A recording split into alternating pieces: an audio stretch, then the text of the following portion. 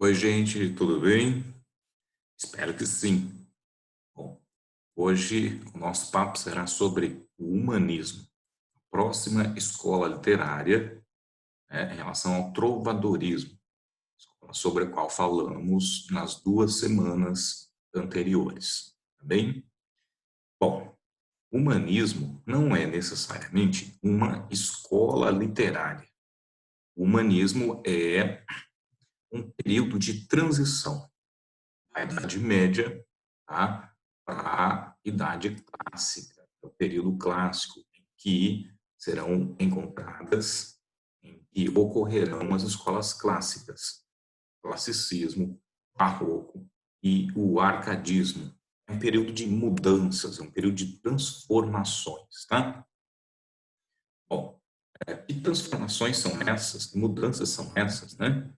Começa, né, costumo pegar esse ponto histórico, a Revolução de Avis, que teve início em 1383 e termina em 1385, portanto, final do século XIV, tá? Em Portugal, obviamente.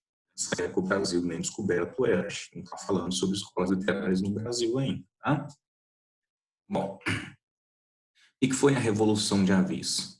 Morre, né, o rei Dom Fernando de Borgonha, não deixa herdeiros, quem fica no trono é a esposa dele, Dona Leonor Teles. E o Dom João de Avis, um nobre, poderoso português, começa uma revolução no intuito de retirar a rainha e indicar, né, por que ele queria retirar a rainha. Porque a rainha era estrangeira, de Castela.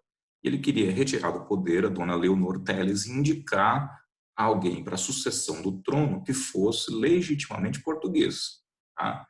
Ele vai conseguir fazer isso em 1385, tá bem? Então, em 1385, termina oficialmente a dinastia Borgonha, a primeira dinastia portuguesa, tá? Começa a dinastia de Avis, ou Avis. E o próprio Dom João de Avis, líder da Revolução de Avis, conhecido como mestre da Revolução de Avis, foi coroado rei de Portugal. Início a segunda dinastia. A segunda dinastia, né, vai comportar reis, monarcas, com pensamentos diferentes, né, em relação aos monarcas da dinastia Borgonha. Não só eles, o mundo inteiro começava a passar por uma transformação no quesito sociopolítico e econômico. Tá? O que vai ocorrer? Um bifrontismo. Tá? Há uma série de mudanças que caracteriza esse período de transição. Esse bifrontismo, duas frentes, duas ideias, dois conceitos, duas ocorrências que marcam essa transição. Tem uma ideia, mas essa ideia está perdendo espaço para uma outra ideia. Tá? Por exemplo, durante o trovadorismo prevalecia o teocentrismo, Deus no centro, medida de todas as coisas. Agora ganha espaço o antropocentrismo, o homem no centro. O homem como elemento responsável por promover, por meio da ciência, o seu próprio conforto, o seu próprio bem-estar. Por isso, esse período chama humanismo. Tá? O homem, estudo do homem, daquilo que o homem produz. Bem? Outro bifrontismo é antes nós tínhamos os feudos como elementos sociais importantes, agora, né, nós temos os burgos. Por quê? Com a mudança da dinastia de Borgonha para a dinastia Viz, houve, né, uma sequência de alterações que fizeram com que os suzeranos, os, né, donos de terra, senhores feudais, perdessem poder e aí não conseguissem, né, mais prover os vassalos, os servos que viviam sob seus domínios. E esses vassalos passaram a migrar, né, ou migraram para os burgos, que eram as cidadezinhas na época. Tá? Com isso, a agricultura de subsistência, né, eles produziam aquilo de que eles precisavam, dá espaço para a produção do artesanato e do comércio nos burgos. Tá? Esses burgos normalmente ficavam localizados próximos ao mar porque ali era uma terra imprópria para cultivo, os feudos, portanto, mais para o interior, terras mais propícias ao cultivo, né? E nós temos a sociedade estamental vigente à época feudal, né, dando espaço para o surgimento da sociedade de classes. Na sociedade estamental, o indivíduo ou tinha terras ou não tinha terras, e aí era praticamente engessado, o cara nascia numa condição, normalmente morria nela, exceto algumas situações em que ele poderia mudar, né, se ele herdasse a uma terra e tal, que era muito difícil de acontecer. Na sociedade de classes, o indivíduo, por meio da sua produção e do consequente comércio, né, ele podia mudar de classe. Bom, aí surgem as classes, esses nichos aí. Os escambos, que eram as trocas, as permutas, dão espaço para moeda. Então, não era mais suficiente para o homem produzir aquilo de que ele precisava. Ele começa a acumular. E para poder acumular sem sofrer perdas consideráveis no seu patrimônio, ele tem que transformar esse acúmulo em moeda, em capital, e não se decompõe, né? A tradição oral, né, da literatura, lembra que os trovadores cantavam e repassavam isso oralmente, agora cede espaço à tradição escrita. Tá? Vai surgir a imprensa nesse contexto, o homem vai perceber que, por meio do conhecimento, ele pode mudar muito e melhorar muito a sua condição de vida. E para que ele aprimore, para que ele se aprimore, é necessário que ele arquive todo o conhecimento que ele está desenvolvendo, ou então que ele traduza obras de clássicos gregos e romanos para, com isso, beber diretamente da fonte de uma cultura que já tinha aproximadamente 2000 anos nesse contexto aí. Bom, com isso, nós entendemos um pouquinho desse período de transição que foi o humanismo. Nós saímos de um momento em que o homem era totalmente devotado a Deus, né, o trovadorismo, e o momento que o homem passa a se dedicar mais à ciência, né, o humanismo. A sociedade vai ter a sua formatação toda alterada, né, e a forma sociopolítica passa do feudalismo para o mercantilismo, né, com o surgimento do capitalismo comercial, né, nesse contexto. Tá? O rei, que tinha um poder descentralizado durante o feudalismo, agora tem um poder centralizado, surge a ideia de absolutismo nesse contexto aqui. Isso explica também, em grande parte, né, a perda do prestígio dos suzeranos, né, dos senhores feudais nesse contexto, que culminou nessa mudança, né, o pessoal indo para os burgos aqui, deixando os feudos, tá? Bom, nesse contexto, quais são as características? Olha que característica teimosa, né? Já foi ali primeiro, né? Busca da beleza e perfeição prometido, né? Isso não foi belo coisa nenhuma, nem foi perfeito, tá? Espere a sua vez, sua medida. Bom, dentre as características do humanismo, nós temos sentimentalismo versus racionalidade. Lembra que eu falei que esse é um período de transição? Então, assim como existiam dicotomias teológicas, sociais, políticas, né? Até mesmo no âmbito religioso, aqui também encontraremos essas dicotomias, que é natural, há uma transição. O sentimentalismo, que era expresso pelos trovadores, vai, né, apresentar-se simultaneamente à racionalidade buscada pelo indivíduo antropocêntrico. Então há esse embate, há essa dicotomia, sentimentalismo versus racionalidade.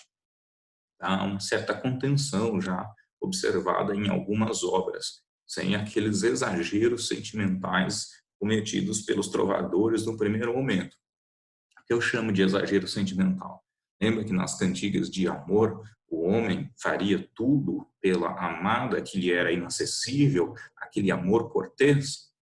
Agora, em algumas obras, a gente vai observar o contrário. O homem, uma atitude mais moderada diante dos sentimentos. Tá? Teocentrismo versus antropocentrismo. Bom, a gente tinha colocado isso no item anterior. Tá? Então, há uma visão teocêntrica, a sociedade ainda é muito religiosa. No entanto, né, surge nessa mesma sociedade uma preocupação com o desenvolvimento intelectual.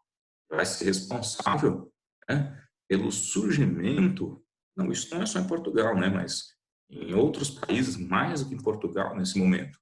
Tanto que na Itália vai ter início, ainda no século XV, o renascimento cultural e fazer renascer a cultura, as culturas, né, greco-romana, como forma de embasar essa busca obstinada do homem pela cultura, pelo conhecimento nos séculos XV e XVI, chamado de humanismo, né? E renascimento cultural, renascentismo, como vocês, vários nomes pelos quais esse período foi conhecido. Tá? Religiosidade versus cientificismo, de um lado, né? A questão teocêntrica, Deus no centro, a Igreja Católica como aspecto dominante. De outro lado, o cientificismo. Tá? Surgem aqui elementos que já são bastante céticos em relação à religiosidade e que colocam a ciência como medida de todas as coisas, como única verdade. Base medieval, né, aquela estrutura que foi herdada da Idade Média, tá? Com braços redondilhos, tá? Um vocabulário mais simples e, né, também já apresenta, né, o modelo clássico, a transição para o clássico, né, já vão ocorrer daqui por diante, mais para o final, né, a gente costuma colocar isso dentro do classicismo, que já é a efetivação do Renascimento, né, mas aí vão ocorrer sonetos, versos decassílabos, né, no humanismo, as apostilas costumam não trazer, trazem só os versos redondilhos, de 5 e 7 sílabas métricas, né? Tá? Mas já há uma transição para esse modelo clássico, né? Essa postura que busca a harmonia, que busca o equilíbrio, que busca a beleza e a perfeição. Está aqui embaixo, esse item intrometido aqui aparecer. Tá? Valorização das emoções versus valorização do corpo humano. Os sentimentos são relevantes ao humanismo, mas o corpo humano também é importante aqui. A valorização da matéria humana em detrimento das emoções humanas. Tá? Cristianismo versus o paganismo, a Igreja Católica versus o universo pagão, relacionado à adoção de elementos da mitologia greco-romana. Não parece, pessoal, em nenhum momento o homem do século XV, tá, passou a cultuar, né, os elementos da mitologia grega ou da mitologia romana, mas usavam como recurso estilístico, não somente, tá? Então podem aparecer esses dois elementos nas produções do período. Catolicismo versus mitologia greco-romana, geralmente derivado do item anterior, a busca da beleza e da perfeição. Pessoal, beleza e perfeição tem a ver com verossimilhança, a imitação da verdade, né, da realidade. Não havia mais aquela preocupação com o universo sentimental extremo, né? Bom, durante, né, o humanismo, nós tivemos algumas manifestações da literatura. Primeiro que agora a gente já não tem mais a tradição oral, as obras são escritas agora, começa a se consolidar a imprensa, né, criada por Gutenberg, a imprensa de Gutenberg, e começam a ser escritos os livros aqui de fato, não eram mais repassados tão somente por via oral. Tá? Uma das manifestações mais importantes, né, do humanismo é a prosa historiográfica. Tá? A prosa historiográfica é uma crônica narrativa. Tá? O que é isso? Não é crônica narrativa, porque tem crônica jornalística, tem crônica dissertativa, né? Crônica descritiva, tem diversos tipos. Essa crônica narrativa visava contar uma historinha com todos os elementos da narrativa. Narrador, personagens, tempo, espaço, ação, tá? Clímax, evento, sanção, tudo isso, tá? Relato de fatos e eventos reais. Os prosadores, o mais conhecido deles, né, Fernão Lopes, aclamado como cronista mor da Torre do Tombo em 1434 pelo rei Dom Duarte, ele era responsável por registrar os eventos dos quais participava o rei. E ele se diferenciou dos demais cronistas da época porque, além de usar uma linguagem mais literária, mais poética em relação a Gomes, Eanes, Azurara, o Rui de Pina, que foram cronistas, os prosadores que o sucederam, ele também estabelecia uma relação entre o rei e o povo, coisa que os outros cronistas não faziam, falavam somente sobre a atitude do rei e não deixavam claro como era a relação com o povo. Tá? Fontes documentais, por isso prosa historiográfica, muito do que ele narra aconteceu, e tem de literário, linguagem, forma como ele conta, né, então, união da literatura e da história, né, ele usa uma linguagem literária, uma linguagem preocupada com uma conotação, mas a base é um elemento histórico. Linguagem simples e racional, tá? Visão imparcial dos fatos, ele é um cronista, ele tem que registrar isso, é quase uma percepção jornalística, por isso visão imparcial, né? Retrato psicológico das personagens, mas é um psicologismo bem superficial, nada de tentar descrever a mente dos personagens de um modo bastante complexo, como o fariam escritores no final do século XIX e durante o século XX. Tá? Antropocentrismo, o homem no centro, essa preocupação do homem com as suas ações, ao nacionalismo, né? Exaltação dos feitos do monarca português, tá? E cientificismo, a narração das ações do rei baseado numa postura científica, né? Distanciando-se da extrema e intensa religiosidade que caracterizaram, né, o período anterior. A aproximação com a epopeia. A epopeia é uma narrativa que exalta os feitos gloriosos de um povo, né, por meio de um herói.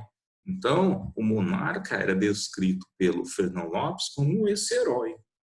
O herói está a meio caminho do Deus. Ele é mais do que o ser humano e menos do que um Deus.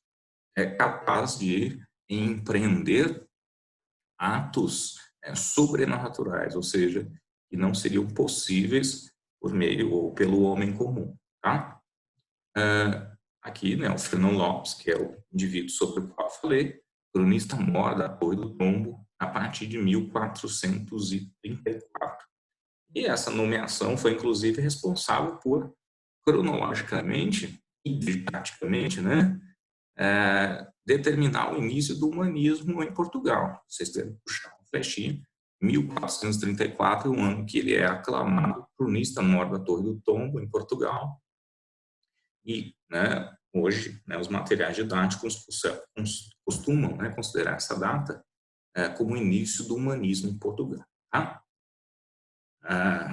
Bom, é isso. Né? Prossigamos, vamos lá. Bom, poesia palaciana. A poesia palaciana, gente, está toda compilada numa obra chamada Cancioneiro Geral. O Cancioneiro Geral, publicado em 1516 por Garcia de Rezende traz praticamente toda a produção, né, da poesia palaciana que nós conhecemos, tá? Por isso ele se chama geral. É uma grande obra em que o Garcia de Rezende compila, agrupa diversos poetas do período do humanismo e as suas diversas obras, tá? Ó, vamos lá. Quais são as características da poesia palaciana? Primeiro, não só na poesia, né? Mas a gente tem que considerar o mecenatismo. Durante o humanismo, os produtores de arte deixam de ser os nobres. O trovadorismo, quem produzia arte era um nobre. Né? O principal trovador foi o rei Dom Diniz. Normalmente eram pessoas da nobreza que compunham as obras e compartilhavam com as pessoas uma forma de interação, de fruição artística. Nesse período agora, o humanismo, isso deixa de existir. A partir daqui, a arte passa a ser comprada e paga-se caro pela arte. O mecenatismo vem de Mercenas, que era uma família que mantinha em seus domínios vários artistas.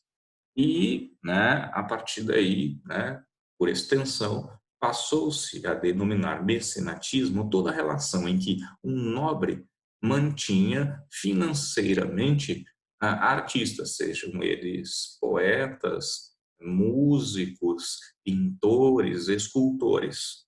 Então, o mecenatismo é a relação em que um nobre mantém financeiramente um artista. Então, as produções da poesia palaciana eram garantidas, eram decorrentes desse financiamento pelos nobres. Por isso, os temas são palacianos. Obviamente que os nobres queriam ler sobre temas que eles apreciavam, que eles conhecessem, que eles tocassem, e esses temas normalmente estavam vinculados ao âmbito dos palácios. Por isso, poesia palaciana, aquela que fala sobre assuntos, tá? Sobre situações, sobre ocorrências no âmbito palaciano. A ausência de instrumentos musicais, há um afastamento, né? O trovadorismo, nós tínhamos lá uma bandinha para fazer as execuções, né? Agora não existem mais instrumentos musicais. Então, é coerente concluirmos que há a separação entre poesia e música. Nós não temos mais também denominação trovador. A trovador, nesse momento aqui, é um cara que escreve algo ruim. Tá? Surge a figura do poeta. E nós não falamos mais cantigas porque os textos não são cantados mais. Passa-se a denominar como poesia, né? A produção da época. Tá? A música agora segue um caminho paralelo, né, à poesia. Uso de redondilhas, versos de 5 ou 7 sílabas poéticas ainda, né? Como eu disse, o decassílabo só vai surgir no Renascimento, né? E vai ser usado já no finalzinho do humanismo, e isso normalmente acaba sendo incluído como parte do Renascimento, do classicismo, né? Nem se citam os versos decassílabos dentro do humanismo. Uso de figuras de linguagem, muitas figuras de linguagem. No trovadorismo elas também existiam, mas agora elas ocorrem num número muito maior, mais expressivo. Por que isso? Há um refinamento com relação à linguagem poética que era empregada. Por quê? Porque o homem, né, do século XV, ele vai entrar em contato com as traduções dos gregos, dos romanos, né? Grandes autores, né, gregos, romanos, são difundidos nesse período, servindo como base, como parâmetro, para que os autores humanistas aprimorassem a sua linguagem. Tá? A presença de idealismo e sensualidade aqui, tá?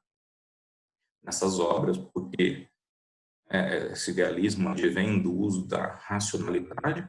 Então, já observamos as manifestações nas produções da época, tá? A métrica, ritmo e expressividade.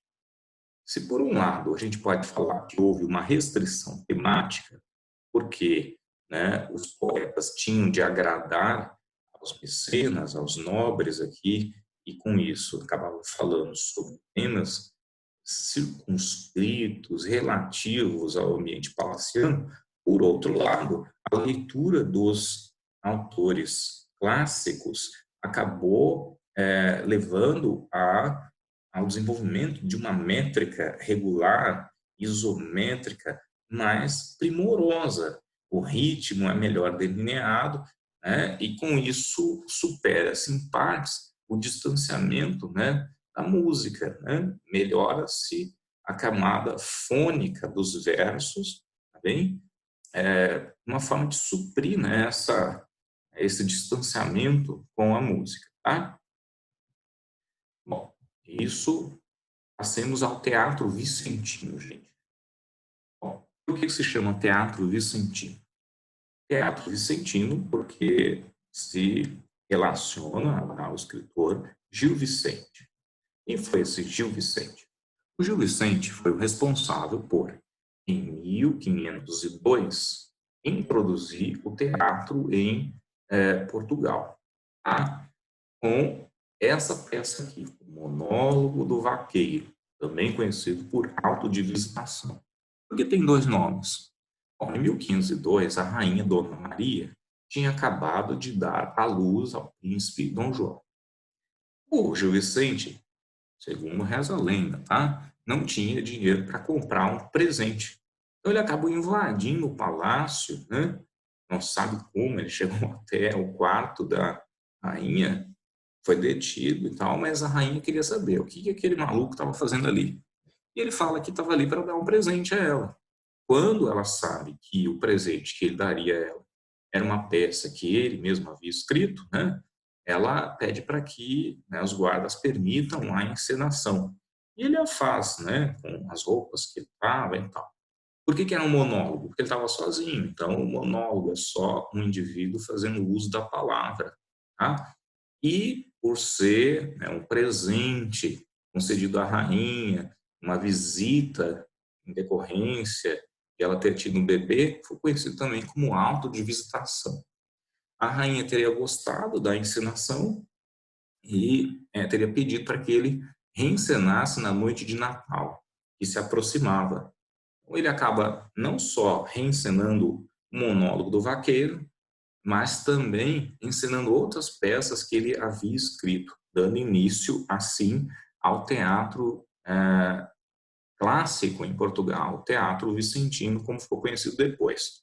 É importante lembrar que, antes disso, até existiam manifestações dramáticas ou teatrais em Portugal, mas os chamados mistérios, os milagres, né, que eram encenações de trechos da Bíblia. Os padres encenavam trechos da Bíblia para moralizar os fiéis. Só que a Bíblia, como bem sabemos, não é um texto dramático, tá? Então, nos costuma falar em teatro antes do Gil Vicente em Portugal por esse motivo. Ele foi o primeiro a escrever um texto com estrutura de um texto dramático, tá? Bom, o Gil Vicente acreditava, defendia, baseava-se num lema latino. Esse aqui, ó, ridendo castigato mores. E, em tradução livre, rindo corrigem-se os costumes. Percebe-se, então, que ele aproximava-se mais da comédia clássica, tá? Porque ele acreditava que rindo era possível lapidar a moral, lapidar os costumes da sociedade. Então, suas peças têm como finalidade moralizar a sociedade, mas elas recorrem ao bom humor, à comédia para conseguir atingir o seu propósito. Tá? As suas peças normalmente têm como objetivo, como foco, ter ser uma crítica social em relação ao comportamento das pessoas, apresentam obra de caráter universal, ou seja, são comportamentos não observados apenas em um indivíduo, mas na coletividade, tá? Como a ambição, por exemplo, como a corrupção, né? E mais, como, deixa eu ver, as taras sexuais, tá bom? Influência do antropocentrismo, tá? Embora ele fosse extremamente religioso, ele se baseava no antropocentrismo também. Tá? A questão da ciência era uma forte aliada, né, do Gil Vicente. O contexto do Renascimento, já tinha tido início o Renascimento, né, na Itália, tá bom? O próprio Renascimento vai chegar a Portugal em 1527, né? Tem início o classicismo. Então, nós estamos falando do começo de 1502, o Gil Vicente vai escrever até após 1527. O Renascimento já estava rolando, né, nos países europeus, né, só não era forte ainda em Portugal. Estava nesse momento de adaptação, né, e transição. Personagens caricaturadas, ou seja, que têm determinados comportamentos exagerados propositalmente, e alegóricas, que são alegorias. Alegorias são representações de ideias. Exemplo, o anjo na peça do Alto da Barca do Inferno é uma alegoria para o bem, para o céu, para o caminho, na verdade.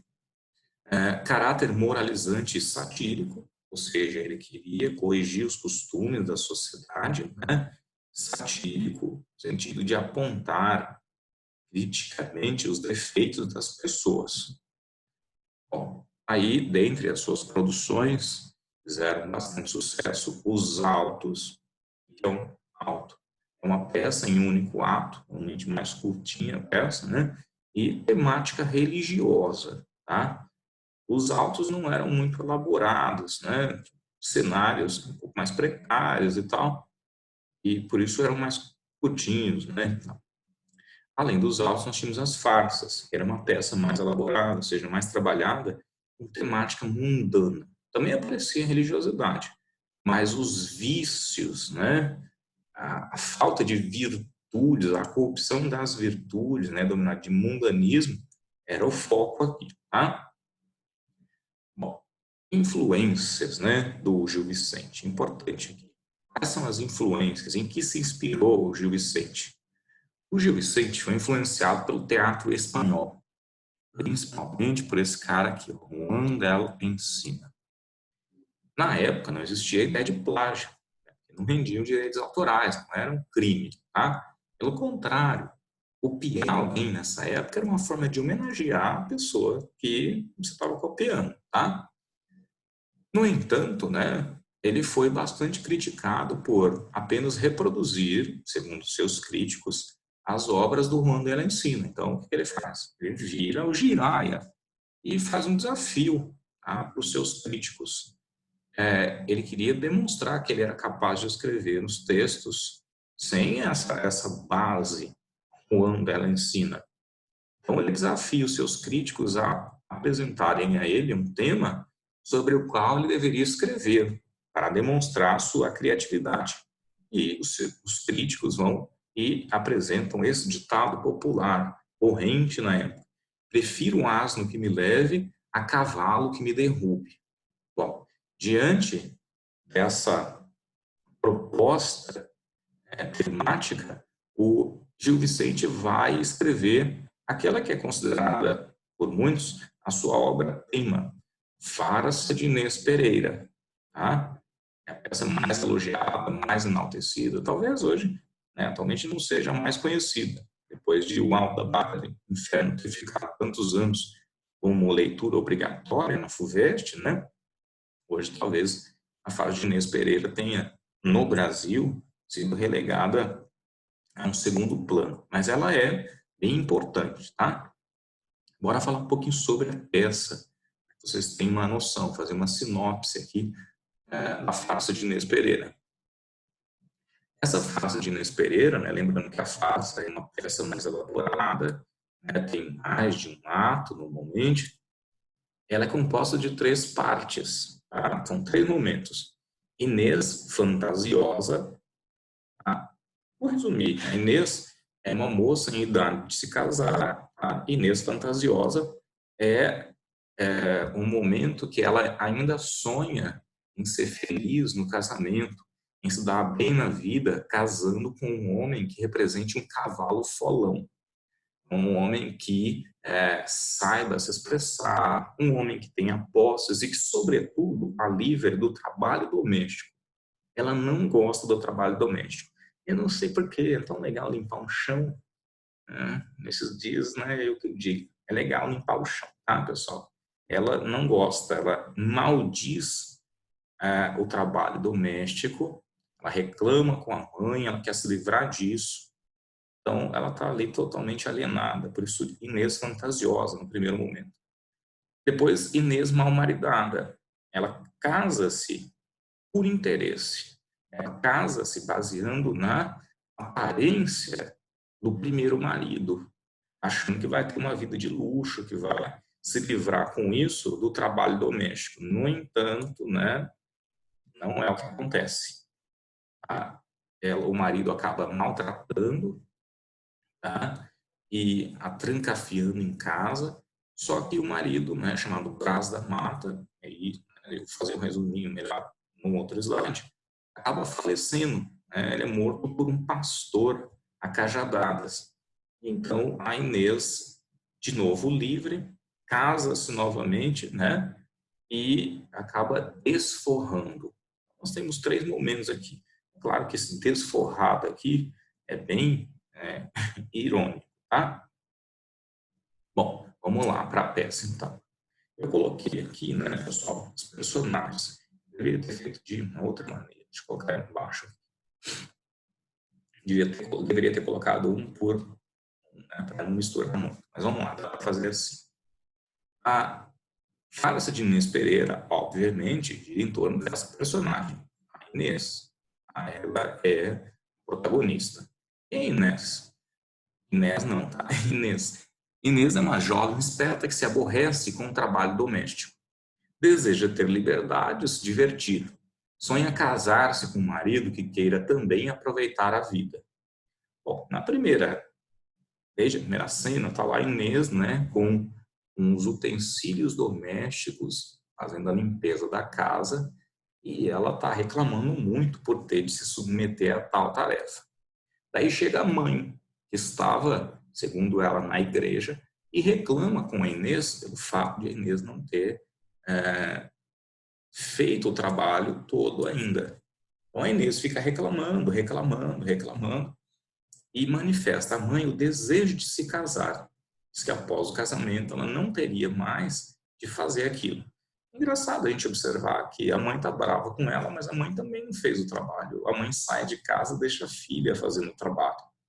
Impressão de que a mãe também não gosta da atividade e delega a outra, né, o cumprimento dessa tarefa. Bom, aí aparece, né, a mãe da Inês. Quem é a mãe de Inês? É uma mulher de boa condição econômica que sonha casar Inês com um homem de posses. Ela tem, vamos dizer que ela é classe média, tá? Na época não se falava em classe média, mas ela não é uma mulher de muitas posses, não. Tá? Tanto que ela não tem dinheiro suficiente para dar um dote alto para o futuro marido da Inês. Ela consegue, né, só uma verbazinha ali. Até porque ela tem outros filhos, né? Bom, aí depois de ter manifestado o desejo de se casar, a mãe, né, a mãe de Inês acaba indo atrás de uma certa Leonor Vaz, que é uma alcoviteira. O que é alcoviteira? É aquela que cuida dos assuntos da alcova, do quarto de dormir. Ou seja, encarregava-se de arranjar casamentos e encontros amorosos.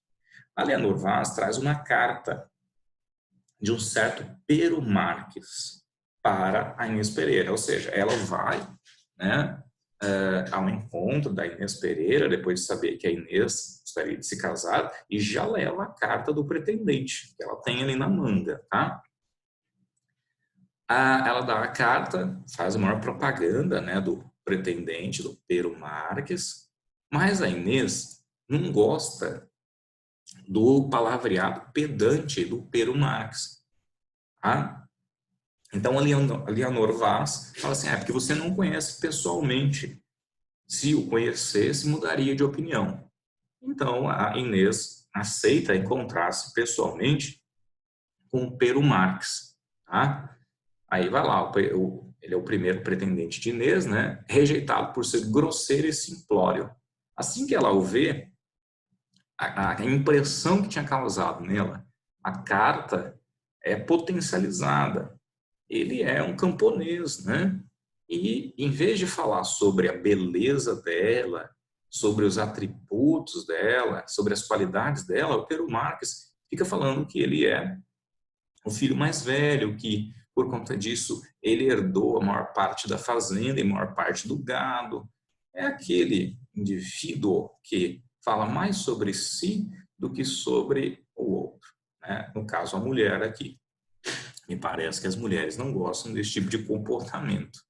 Aí a gente entende o porquê dela ter ficado um pouco desanimada, né, com o Pero Marx.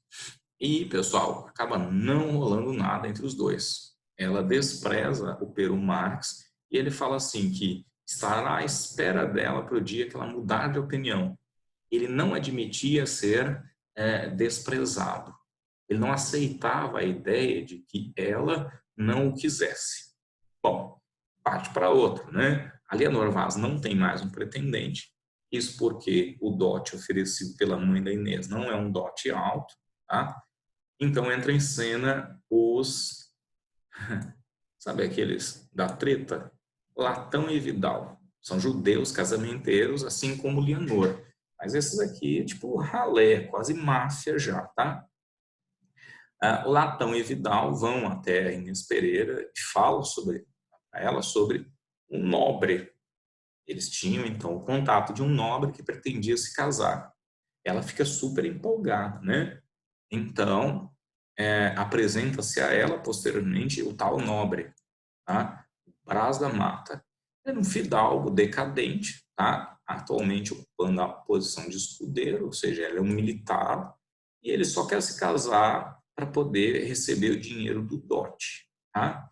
Ele tem índole má, portanto, é o primeiro marido de Inês, que eu já tinha comentado há pouco, né? O Brás da Mata, o motivo da frustração dela.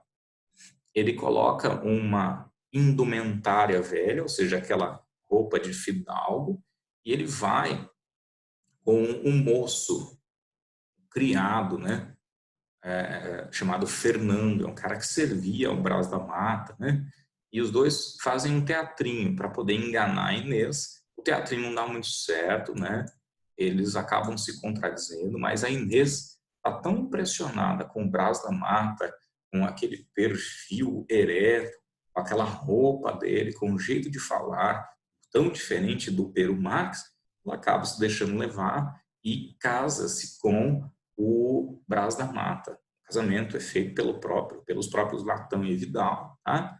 Só que depois do casamento ela percebe que tinha sido vítima de um embuste, né? O Brás da Mata era terrível, ele saía de casa, não permitia que a esposa saísse, ele não deixava que ela ficasse à janela, tá? E ela viveu trancafiada, infeliz, vigiada pelo moço, ou seja, pelo criado do Brás da Mata. A sorte dela, ela acabou livre, né, desforrada, ou seja, ela acabou se libertando do primeiro marido. Por quê? O primeiro marido foi para um combate, né? Ele era um escudeiro, foi para um combate, e na hora do arrocha, na hora do pega, né? Ele acabou desertando, se perdeu no campo, encontrou-se com um pastor inimigo religioso dele. O Brás da Mata era católico, o pastor muçulmano, e resultado, acabou morto a cajadadas pelo pastor. Por isso, a Inês acabou se libertando. Mal ela soube que estava viúva, porque ela recebeu uma carta, né, do irmão dela, que estava nesse combate aí, e sabia da morte do Brás da Mata, ela deu liberdade a um moço que se chamava Fernando, tá? E, né, foi atrás de quem? Do Pero Marx. Ela estava a fim de contrair segundas núpcias. Foi infeliz no primeiro casamento, mas agora, né, queria casar-se novamente. Não tinha muitas opções, né? Desde o primeiro casamento já não tinha, e agora, tendo sido já casado, seria ainda mais difícil, né? O Pero Marx aceita casar-se com ela mesmo sem o dote, que tinha sido todo dilapidado pelo Brás da Mata. Bom, faz o casamento, né? Ela muda-se para a propriedade do Pero Marx e ele faz tudo que ela gosta. Trata bem a Inês Pereira, né? Só que a Inês Pereira está insatisfeita com ele. Até um dia que eles estão caminhando e se encontram com o ermitão. O ermitão é um falso religioso, né? E ele é um antigo pretendente de Inês. Os dois estão conversando, né? Imagina, de forma cifrada, né? Para não dar muito na cara. E a Inês Pereira se lembra de que o ermitão a cortejava quando ela era nova. E ele também se lembra disso, dizendo que ela o renegara. E ela vai dizer que ela o fizera porque ainda não conhecia os prazeres. O ermitão fica super animado, né? Ele percebe nisso que agora ela teria mudado de ideia. Então ele pede para que ela vá visitá-lo. E ela promete fazê-lo, tá? O mais breve possível. A partir daí, né, ela passa a falar super bem sobre esse ermitão para o marido, convencendo o marido de que ela deveria visitar o ermitão, esse religioso, né, e levar alguns donativos a ele, com o que o marido acaba concordando. Mas a gente sabe que não é levar alguns donativos. Esses donativos aqui são bem capciosos. Que donativos? O que ela vai doar para ele? Podem bem imaginar. Ela pretendia se encontrar carnalmente, né, envolver-se carnalmente com o ermitão. Bom, aí, gente, no dia que ela pretendia se encontrar com o ermitão, ela sai de casa muito animada, né? Deixa eu ver aqui. E ela está tão animada que pede para que o marido a carregue às costas, né? Sabe aquela posição de cavalinho? Sim, ela fala que estava em regras, ou seja, estava menstruada e não poderia molhar os pés, já que para chegar até a cidade ela deveria passar por um riacho. Então, como ela não podia molhar os pés, ela pede para o marido carregá-la, e aí o marido se sujeita a isso. Ela fala que está super animada. Vou ler um trechinho final da peça, para vocês terem uma ideia. Cantemos, marido, quereis? Eu não saberei entoar, pois eu hei só de cantar e vós me respondereis, cada vez que eu acabar, pois assim se fazem as coisas. Canta Inês Pereira. Marido cuco me levades e mais 2 lousas.